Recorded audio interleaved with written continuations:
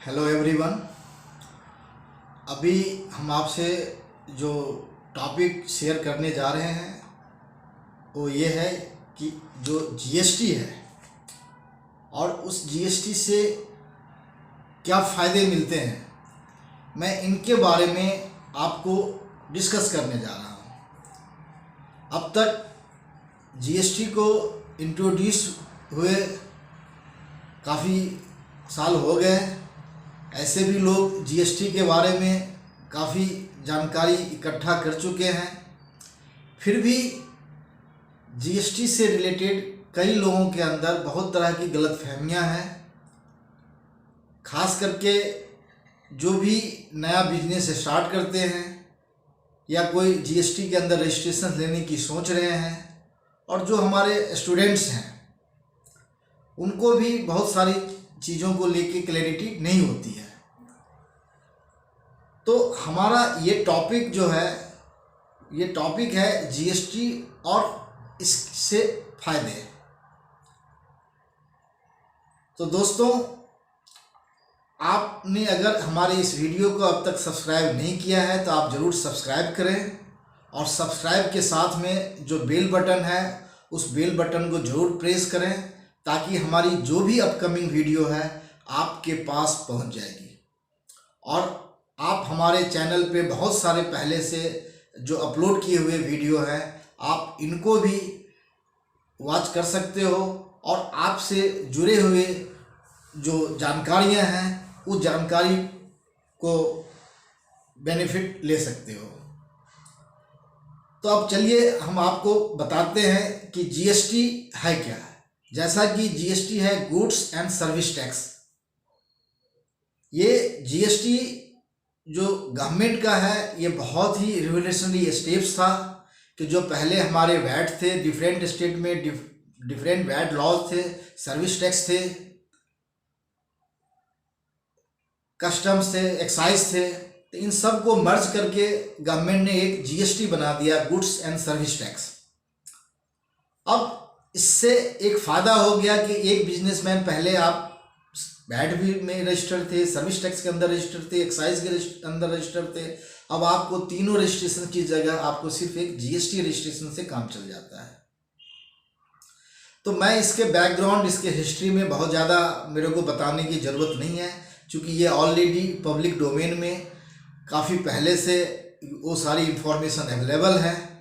तो मैं क्विकली जो इससे रिलेटेड इम्पोर्टेंट पार्ट्स हैं, मैं सिर्फ वही बात शेयर करने जा रहा हूँ कि जीएसटी का मतलब था कि जीएसटी जब भी आप कोई गुड्स या सर्विसेज सप्लाई करते हो तो उस सप्लाई के में जो भी जीएसटी के अंदर रेट स्पेसिफाइड है, उस रेट्स के हिसाब से आपको एक टैक्स देना पड़ता है। तो जीएसटी लॉ के हिसाब से हमारे टैक्सेशन सिस्टम्स को तीन तरीके से कलेक्ट किया गया है। एक को हम बोलते हैं सीजीएसटी, दूसरे को बोलते हैं एसजीएसटी, और तीसरे को बोलते हैं आईजीएसटी। तो जो भी आपका गुड्स की ट्रेडिंग है या सप्लाई है वो दो तरीके से होती है। एक होती है आप जहां सप्लाई कर रहे हैं, आपका सप्लाई उसी स्टेट के अंदर है, और एक होता है कि आपका सप्लाई दूसरे के स्टेट में है। जैसा एग्जाम्पल के थ्रू आप ये समझें कि अगर एक डीलर दिल्ली के अंदर है और दिल्ली स्टेट में ही वो किसी दूसरे को अपनी गुड्स की सप्लाई या सर्विसेज देता है, तो वो स्टेट सप्लाई माना जाएगा, और उसके ऊपर एसजीएसटी और सीजीएसटी लेवी होगा। लेकिन अगर मैं यही सप्लाई दिल्ली का आदमी हरियाणा को देता है, हिमाचल को देता है, कर्नाटका को देता है, तो ये आईजीएसटी के दायरे के अंदर आता है। इसका मतलब एक स्टेट से दूसरे स्टेट के बीच में जो भी सप्लाईज का मूवमेंट है, सर्विसेज का मूवमेंट है, वो आपको आईजीएसटी के अंदर कवर्ड होता है। तो जो टैक्स रेट है, अगर 18% टैक्स रेट है आपका किसी भी गुड्स और सप्लाईज के अंदर, तो अगर वो एक स्टेट से दूसरे स्टेट के बीच का सप्लाईज है तो आपको 18% टैक्स लगता है। लेकिन अगर स्टेट के with in the state supply है तो आप 9% एसजीएसटी होगा और 9% सीजीएसटी होगा। एसजीएसटी से मतलब है ये state goods and service tax act है, और सीजीएसटी से मतलब होगा ये central goods and service tax है। और IGST से मतलब होता है ये integrated goods and service tax है। तो ये 3 तरह की टैक्सेशन सिस्टम है। IGST की जो कलेक्शंस राइट है वो सेंट्रल के पास है, SGST वो रिस्पेक्टिव स्टेट के साथ है, और CGST वो सेंट्रल के पार्ट है। तो जब आप स्टेट के अंदर आप काम करते हो तो उस टैक्स का 50% स्टेट का है, 50% सेंट्रल का है। लेकिन जब आप एक स्टेट से दूसरे स्टेट के अंदर जाते हैं तो वो IGST के अंदर कलेक्ट होता है और वो सेंट्रल गवर्नमेंट को होता है, फिर उसके बाद उस रिस्पेक्टिव स्टेट को जाता है।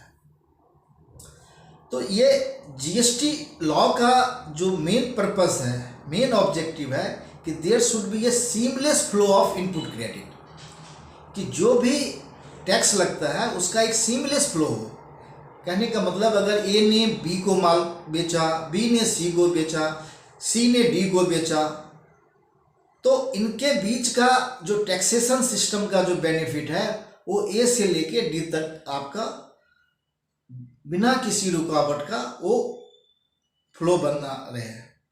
अब इसको आप इस तरीके से समझ सकते हैं कि इस GST के अंदर मान लो आप कोई गुड्स 1000 रुपये का परचेज करते हैं और उस पर 18% का टैक्स रेट है, तो 1000 पे 18% टैक्स का मतलब है कि 180 आपका GST बनता है। तो इसका मतलब आपकी परचेज प्राइस जो है 1000 प्लस 180, ये 1180 आपका आता है, और आप इसी गुड्स को 2000 में आगे सेल करते हो। तो जब 2000 में सेल करेंगे तो फिर 18% उस पर टैक्स लगेगा। तो 2000 पे 18% अगर आप टैक्स लगाते हैं तो ये टैक्स बनता है 360, और टैक्स को बिल अमाउंट के साथ, सेल प्राइस के साथ इंक्लूड करके अगर देखें तो ये 2360 अमाउंट बनता है, ये आपका सेलिंग प्राइस है। तब आप कहेंगे कि इसमें फ़ायदा कैसे। आप इसमें फ़ायदा लेने के लिए हम पूरे डीलर को, जो भी आदमी इस GST सिस्टम से जुड़ा हुआ है या जो भी गुड्स के ट्रेडिंग में इन्वॉल्व है या सर्विस प्रोवाइडर है, तो वो 2 कैटेगरी के होंगे।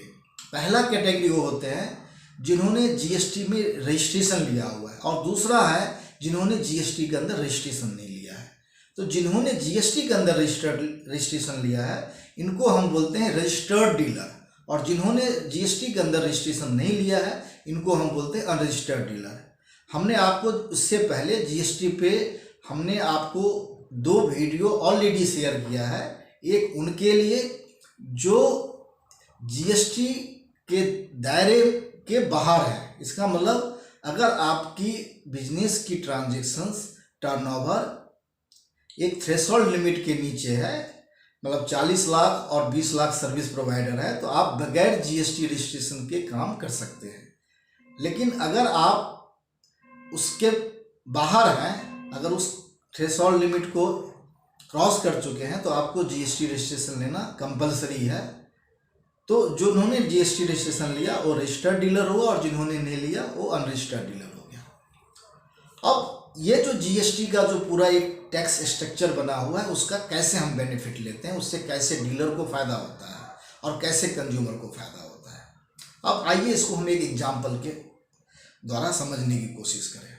अब हम मान के चलते हैं कि मार्केट में 2 तरह के डीलर हैं, 2 दुकानदार हैं। एक ने GST में रजिस्टर्ड है, दूसरा GST के अंदर रजिस्टर्ड नहीं है। तो जो GST के अंदर रजिस्टर्ड है, अगर वो वही गुड्स 1000 रुपये का परचेज करता है जिस पे 18% के टैक्स के हिसाब से 1180 रुपये में वो माल खरीदता है, और उसी माल को वो 2000 में बेच के 2360 में बेचता है, वो रजिस्टर्ड डीलर है। और दूसरा अनरजिस्टर्ड डीलर यही ट्रांजैक्शंस करता है। तो कैसे रजिस्टर्ड डीलर का मुनाफा बढ़ जाता है? वो मुनाफा इसलिए बढ़ जाता है कि जो आप 2000 में माल बेच रहे हो जिस पे 360 रुपया टैक्स बनता है 18% के हिसाब से, और यही 1000 रुपया में जो आपने परचेज किया जिस पे 180 रुपया टैक्स ऑलरेडी दिया, तो अब आप गवर्नमेंट को 360 रुपया जो आपका फाइनल टैक्स बन रहा है उसमें से जो टैक्स ऑलरेडी आपने पे कर दिया अपने सप्लायर के थ्रू 180 रुपीज़, तो आपकी नेट टैक्स लायबिलिटी 180 रुपीज़ है। लेकिन दूसरा जो अनरजिस्टर्ड डीलर है, अगर उनके पास GST रजिस्ट्रेशन नहीं है तो जो उन्होंने गुड्स परचेज किया है 1000 रुपये का, उस पर 18% टैक्स के हिसाब से उसकी जो लागत है वो 1180 रुपये हो गया। इसका मतलब जो 180 रुपया वो अपने सप्लायर को पे किया है वो उनका बेनिफिट नहीं ले सकता है। इसका मतलब आपको 180 रुपीज़ कम का मुनाफा होगा, और जब कम का मुनाफा होगा तो आप अपने कंज्यूमर को एक सही रेट नहीं दे पाएंगे। तो यही जो 180 रुपया है जो परचेज पे आपको मिलता है, इसी को हम इनपुट टैक्स बोलते हैं, ITC, इनपुट टैक्स क्रेडिट। तो इसका मतलब जो ऑलरेडी आपने गुड्स परचेज पे टैक्स दिया है उसका आप आउटपुट टैक्स से आप उसको घटा लें, और जो फाइनल पेमेंट मिलेगा वही पेमेंट आप आगे GST डिपार्टमेंट को पे करेंगे। तो ये मेरा बताने का था कि ये GST क्या है और GST से रिलेटेड क्या उनके बेनिफिट्स हैं, और हम टैक्स कैसे पे करते हैं, फाइनली उस टैक्स का क्या हमें कैलकुलेशंस है, और उस कैलकुलेशंस का हमारे बिजनेस में, हमारे प्रॉफिट में किस तरह से यह असर डालता है, ताकि हमारे जो भी बिजनेसमैन हैं, खास करके स्मॉल और मीडियम इंटरप्राइजेज, मेरा सबसे प्रायोरिटी एरिया हमारे लिए स्मॉल और मीडियम इंटरप्राइजेज हैं। हमारे अधिकतर दुकानदार 80% 90% दुकानदार सिर्फ SME कैटेगरी के अंदर फॉल करते हैं, जिनको अपना एक स्ट्रक्चर्ड जो है बिजनेस इन्वायरमेंट नहीं है। उनको हमारे इस वीडियो से, इस जानकारी से उनको अपने व्यापार को आगे बढ़ाने में, व्यापार को करने में हमें लगता है कि काफ़ी मदद मिलेगी। और इसके लिए मैं आप सबको बहुत ही धन्यवाद करता हूं, और आपको किसी भी तरह की दिक्कत हो तो आप हमारे कमेंट बॉक्स में आप अपने सवालात को लिख सकते हैं, कोई दिक्कत नहीं है। और आगे हम आपको इस GST से रिलेटेड बहुत सारी विषयों पे हम बहुत सारी वीडियोज लेके आएंगे। हम आगे आपको बताएंगे कि इनपुट क्रेडिट क्या होता है, उसको कैसे अवेल किया जाए, कौन से इनपुट क्रेडिट अवेल नहीं कर सकते हैं, रिफंड कैसे ले सकते हैं, वैल्यूएशंस कैसे कर सकते हैं, लिटिगेशंस क्या है, ई-वे बिल क्या है। आने वाले वीडियो में हम बहुत सारी सब्जेक्ट को अलग अलग वीडियो के थ्रू आपके साथ साझा करेंगे। तो आप ज़रूर हमसे बने रहें, आप इस चैनल्स को ज़रूर सब्सक्राइब करें, अपने फ्रेंड्स में भी उसको सर्कुलेट करें, अपने कोवर्कर के भी सर्कुलेट करें, ताकि आपके साथ इनका फ़ायदा उन तक भी पहुंच सके। Thank you very much.